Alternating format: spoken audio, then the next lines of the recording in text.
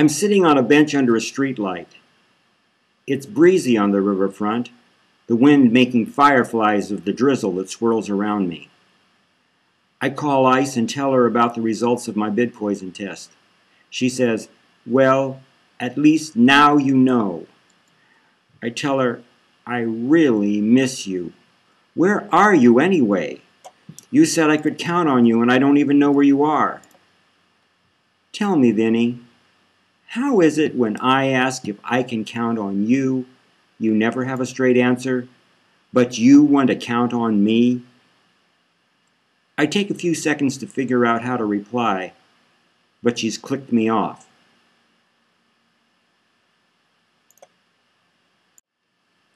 Hurrying through the rain, I stomp on the reflections of the security lights in the puddles before heading up the stairs to the landing in our rooms. I stop in front of my family's room. The glow from the old TV shows through the window. I knock on their door, and Sis opens it a crack. The surveillance spots glint off her chrome spikes. "What?" she asks. "I need to tell you guys something." It's dark inside the room. At first, all I can see is the challenge man on TV feeding live worms to a woman frantically pedaling a stationary exercycle. Challenge man urges her on. "Just a little farther, only a few more worms to go." She slurps night crawlers from his hand and pedals faster. Mom is reclining on the bed, glaring at Dad in a chair across the room. From his silhouette in front of the TV glow, he looks rigid. Moving closer, I see he's tied fast to the chair, wrapped like a mummy with duct tape. His frightened eyes peer out from gaps in his binding. I reach for a loose end of duct tape over his ear, and Mom warns, "Don't even think about it." "Can he breathe?" I ask. "Seems so," says Sis, raising up on one elbow from her TV watching on the floor. Dad grunts. On InVision, the image of Marzipan is straddling Dad's lap, clawing desperately at the tape to no avail. Sis tells me, "He tried to leave and she beat him up again and then tied him up." I ask, "How long has he been like this?" "Since yesterday." Mom says, "He wants to be with her? Fine. They can both be together right here." I reach again toward the duct tape. "Don't. I'm telling you." "Well, you can't keep him like this forever. Maybe he has to go to the bathroom." "You touch him, and I'll tell them right where you are." "Tell who?" I ask. "Just don't you worry who. I know who to tell." "Tell them what?" "Never mind what. I've got your number now." Sis says, "She's been making calls." Mom adds, "And they are very interested." "Why are you doing this?" I ask. "Just you get me back my happy home," she says. On TV, the exercyclist stops pedaling, leans across the handlebars, and vomits worms. Challenge Man consoles her. "What a shame. And you almost made it, too." Sis asks, "How can anyone eat worms?" Mom turns to me. "You had something to tell us, Vinny?" I tell them, "I'm sick." Vida calls from Camp David. I leave and go into my room to take the call. "Vinny, the meeting's about to begin." A helper appears and Vida introduces him as Data Helper. The image of President Stickman is added to the picture. Vida says, "Because of the criticality of this project, Proxy Stickman has graciously agreed to participate personally. So now, let's get started. To ensure security, we're restricting participation in this project to just the four of us. But that doesn't mean we're going to be short on horsepower. Beyond the confines of this call, there is no such thing as Proxy Stickman or Project Eternity. Understood? Good. As you know, appearances aren't just an important thing. Appearances are everything. And in this regard, the deck is stacked in our favor. Thanks to the miracle of data management, the entire universe of information, everything known to all of mankind, is at our command. Anything we don't like about any fact whatsoever, we'll just change it on the fly. Because, as far as we're concerned, history is a blank slate. And Data Helper, you're holding the chalk. So, Data Helper will create the context of the presidency, and Vinny, you will remodel his character. President Stickman says, "You know, I'm counting on you, Vinny, to create the look and feel of the best president that's ever been." Vita says, "Now, it's clear to everyone that President Stickman's image is getting a little long in the tooth. These are tough times, and they've taken their toll on him. Let's just say the president has lost a little luster. Well, we're going to restore the gleam, plus a whole lot more. Data Helper, call up the list of the president's attributes from when he came into office. Able, athletic, energetic, forceful, hardy, intelligent, manly, mighty, potent, powerful, robust, rugged, solid, steady, tenacious, tough, unyielding, vigorous, and virile. In short, he was a real fighter." "And that was one heck of a good start," says Vita. "In fact, back then, Mr. President, you were just about the best leader the world could ever hope for. But now, looking forward, before we know it, you're 50-something, we'll be getting on to 60-ish, and then 70-ish, then pushing 80 as the decades fly by. So, Vinny, do you get the picture?" I ask, "Looking forward, how much time are we talking about?" "Real long term," says the tired image of the president. "Another 4 years?" I ask. Vita smiles. "Sir, I'm afraid Vinny is new to the mindset of never-ending politics." The president comes close in on my envision. "Vinny, have you ever contemplated eternity?"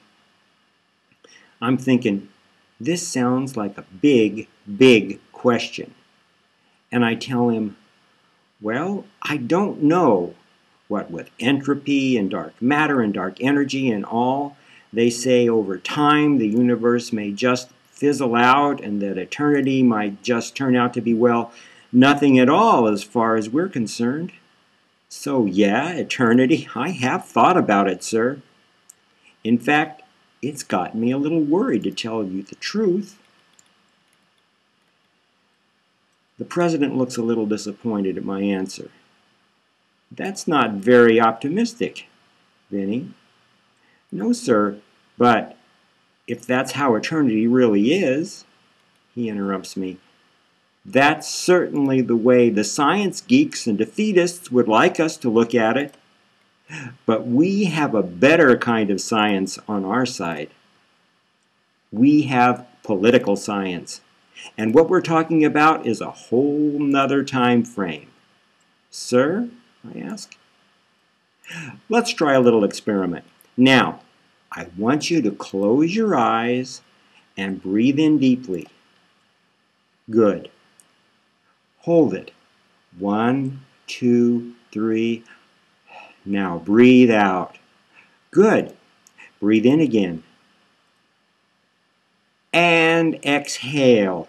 "That's very good. Very good indeed. Now, do you feel it, Vinny?"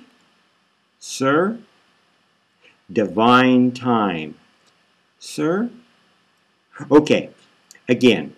Breathe in, exhale, and again. And are you feeling something new? Something? Something deep down in your innermost inside, maybe for the very first time? Sir? I think Yes. And do you realize what that feeling is? Sir? That's the feeling of eternity talking. It's your hotline to eternity. Listen to it. Every breath, beating time to a whole nother rhythm. It's the kind of time I want you to breathe into my image. Are you feeling it now? There's not much else I can say, so I say, yes, sir, I think so. Pretty incredible, isn't it? Yes, sir. Vita says, our job is to ensure the president's victory, to lock in his final term in office. And with this victory, his last term will be unlike any other last term of any president, because with your help, President Stickman will become president for the ages. For all the ages. You mean president for life? No, Vinny. President for eternity. It's clear to me now I have to find Ice, and not just her image. I've got to get back with her wherever she is. Remembering something the albino said, I run through the rain to the motel office. On his old TV, a throng of people writhe and whirl to the Patco Pango rhythm. At the check-in counter, the albino is cutting chicken strips, stuffing them into the glass pot of an old Mr. Coffee maker. I cough to get his attention. He ignores me and keeps on working, sprinkling the chicken with purple syrup from a bottle. He spits into the concoction, fills the reservoir of the pot with water, and turns it on. I say, you said you find people. Uh-huh. How do you find them? He fingers the dried chicken head hanging from his neck, reaches under the counter, pulls out an antique satellite TV dish, and smiles.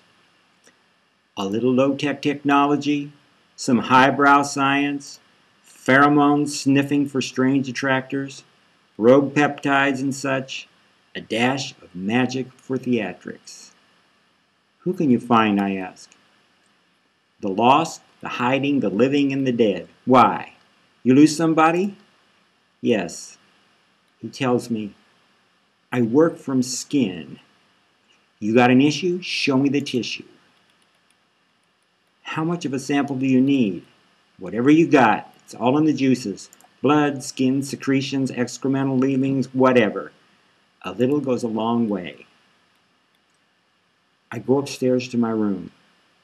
In the bathroom, I take Ice's red toothbrush from the water glass and unwrap it. I see the rain is lit up as I head back down to the office. I hand Al the toothbrush and tell him, I think some skin cells might be caught on the bristles. He says, that's the ticket. He checks the simmering chicken fat in the coffee pot and dips Ice's toothbrush into the concoction 3 times. Shaking off the residue, he shoves the toothbrush back in his bulging trouser pocket, removes the pot from the brewer, closes his eyes, and inhales the steaming aroma. He shakes his head. It's not right yet. He opens a drawer and sorts through a hodgepodge of bones, teeth, dried feces, fish skeletons, and old electronics fragments. He reaches into his pocket and takes out a goose feather, stirs the brew with the feather, and licks it like a spoon. Satisfied, he jams the feather back in his pocket. He lifts a cardboard box from the floor, and into it he puts the coffee pot, along with half a satellite dish, an antique personal digital assistant, and a pair of frayed wires with alligator clips at their ends. He picks up the box and heads out the door. I follow him upstairs and down to the end of the landing. It's muggy. The overcast is oppressive, but at least there's a break in the rain. He sets the box on a table. He assembles a contrivance as the rain clouds part to reveal a sliver of full moon, fading in and out from behind a stormy curtain. He points the half dish in the direction of the moon and attaches the wires to the dish and the digital assistant. Turning on the PDA, he selects a blank page in the address book, then thrusts his hand into his pocket, fumbles with the feather and the red toothbrush, which he drops on the ground. Clumsy in his retrieving, he steps on the toothbrush, producing the sound of small cracking bones. "Whoops, I think this was yours," he says, handing me what now looks like an improvised tool for cleaning sink traps. He dips the feather in the coffee pot, removes it, and taps the PDA 3 times with the tip of the quill. The address page is blank. He frowns at the display. He examines the feather's edges, drags it through the chicken fat, waves it in the air, and taps the device again, with the same blank result. He licks the feather, checking for taste, and announces, "Low pH." Sticking a finger into a nostril, he wipes an extraction on the feather, waves it, and taps the PDA again, but harder this time. The page remains blank. He squints, nudges the satellite dish to the left, bangs the PDA on the banister until the case cracks, and looks at the screen. He asks me, "What was it you wanted to know?" "Where is she?" I tell him. Using the quill as a stylus, he scribbles the word "where" on the screen, and a dim image of ice appears. Had you a little worried there, huh? The problem is the quality of chicken fat you get these days. All they feed them on is corn. So, let's see. You wanted to know what? Where is she? Okay, it says here, Africa, Benin, Porto Novo, Boulevard Exterior, Parc de Science, Trisieme, Etage, Chamber 23, pardon my French, room 31, standing right next to the window to be exact. No, now she's walking over to a desk. I ask Al, "How much do I owe you?" He shrugs. "No charge. Motel amenity." I thank the albino and go back to my room. I call Vida. "Listen," I tell her, "I have to take a trip." "You can't," she says. "A quick trip. You can't go anywhere." "But I have to." "Just a second," she says, while I... There. "Listen, Vinny, I have your bioidentity grounded at every airport in the world. And until the job's done, your raison d'etre is to upgrade Stickman's proxy. And this will require your undivided attention. Now, we've scheduled Stickman to deliver spontaneous comments at the hour. Every word and phrase has been nuanced to perfection by Data Helper. But you still have some heavy tweaking to do on his appearance. The one and only president for eternity can't look like a has-been rerun. Do you understand? And about my trip? But she's already clicked me off. Having done what I could in the time I had, I watched the show on Envision. A news thing says, the dinner plates have been cleared and dessert is being served to the president and selected guests. Let's listen in on the conversation. I'm glad you mentioned that, says the president to the guest on his right. Keep an eye on them. Absolutely. Another guest asks, what is it that makes them so dangerous? The president pauses and looks around the table as the guests grow quiet. Well, the answer is simple.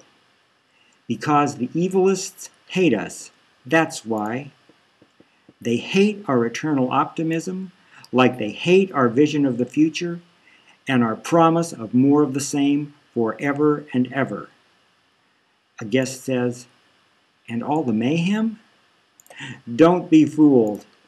Mayhem is only a tactic to distract us from our optimism.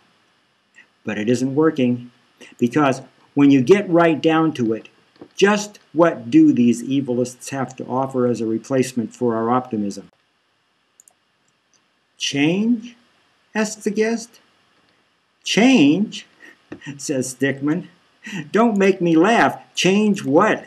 After all we've done to make everything just like it ought to be? Another guest asks, who are these evilists anyway? A picture of a man in a ski mask is shown to the worldwide audience.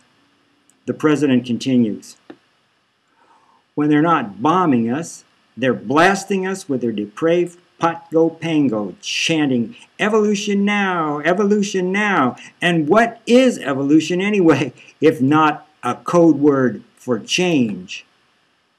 Code for the gimme gimme revolution. They may scream, just let me, but what they really mean is, just give me. We're shown surveillance of a pot-go-pango carnival of riotous dancing. Stickman says, as though they can dance their way into where they don't belong. They're demanding, jealous, and envious.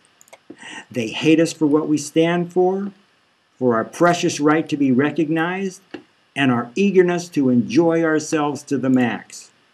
They hate us for our right to buy anything and everything, whatever it is, whenever we want it. But most of all, they hate our optimism. Just listen to them whine. How come my bowl is empty? Well, it's high time they understand they're going to have to settle for a little less so the rest of us can have a whole lot more. And I ask you, what's so unfair about that? Is it our fault they've fallen off the good times trolley and are too darn lazy to run and play catch-up? No one slowed down the money train for us. We ran like hell. We made that leap of faith, caught the big brass ring, and pulled ourselves on board. And what are they demanding?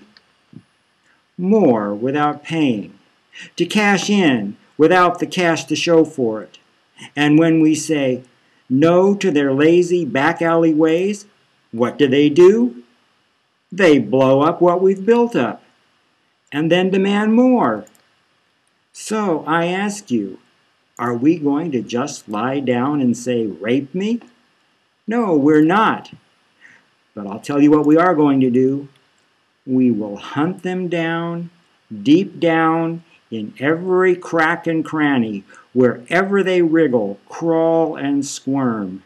And when we find them, we will do what has to be done.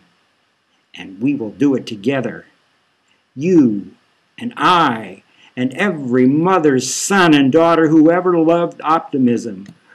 We will take care of this dirty business so that no low-life neighbor or faithless friend or father, mother, sister, brother, lover, or pal will ever take us in or take us down. No, sir. We're going to tag 'em and bag 'em, I guarantee you.